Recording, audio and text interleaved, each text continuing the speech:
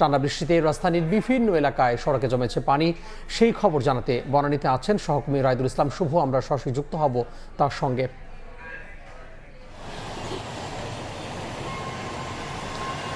রাজধানীর এই বৃষ্টিতে কিন্তু বেশ জলাবদ্ধতার সৃষ্টি হয়েছে। আমরা সকাল থেকে কিন্তু দেখেছি রাজধানীর বিভিন্ন এলাকায় হাঁটু সমান কোথাও কোথাও কোমর সমান পানি উঠে গেছে। আমি এই মুহূর্তে আমরা যদি দেখতে পাই যে বনানীটি রয়েছে, বনানী যেই এলিভেটেড এক্সপ্রেসওয়ে থেকে নামার যে পথ, যে সড়কটি, সেই সড়কটিতে কিন্তু পুরো এক হাঁটুরও বেশি সময় কিন্তু সমান কিন্তু পানি আমরা দেখতে পাচ্ছি। এবং বিশেষ করে যে সকল গাড়িগুলো সেই রাস্তাটি ধরে নেমে যাচ্ছে সেগুলো কিন্তু প্রায় ইঞ্জিনের মধ্যে পর্যন্ত বেশ কয়েকটি গাড়িতে আমরা ঢুকে যেতে দেখেছি। এবং ওই পেছন সাইডে যদি আমরা কথা বলতে চাই, অর্থাৎ উত্তরা থেকে মহাখালীর দিকে আসার যে সড়কটি, সেই সড়কটি কিন্তু পুরোটাই এই পানির মধ্যে কিন্তু তলিয়ে গেছে। অর্থাৎ সিটি কর্পোরেশনে দেখতে পাচ্ছি যে বেশ কয়েকজন কর্মীরা কিন্তু মাঝখানে এসেছিলেন।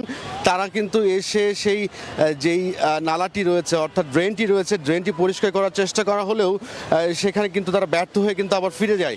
এবং আমরা বেশ কয়েকটি গাড়িও কিন্তু লক্ষ্য করতে পারছি যে সেই গাড়িগুলো এই যে এলিভেটেড এক্সপ্রেসওয়ের যে বনানী কাকলির যে প্রান্ত, সেই প্রান্ত যে নামার যে মুখটি, সেখানে কিন্তু আটকে গেছে।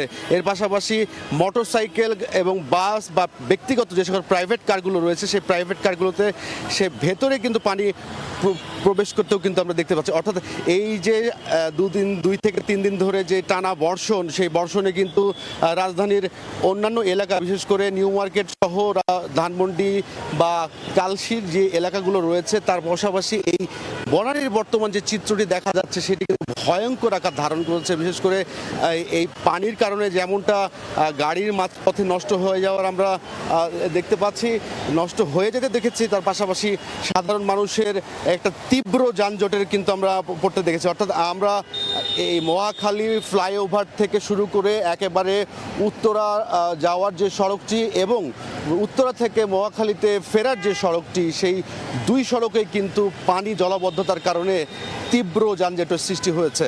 তো সব কিছু মিলিয়ে বনানী থেকে এই ছিল আমার কাছে সবশেষ। সহকর্মী রায়দুল ইসলাম শুভ জলাবদ্ধতার খবর জানাচ্ছিলেন রাজধানীর বনানী থেকে।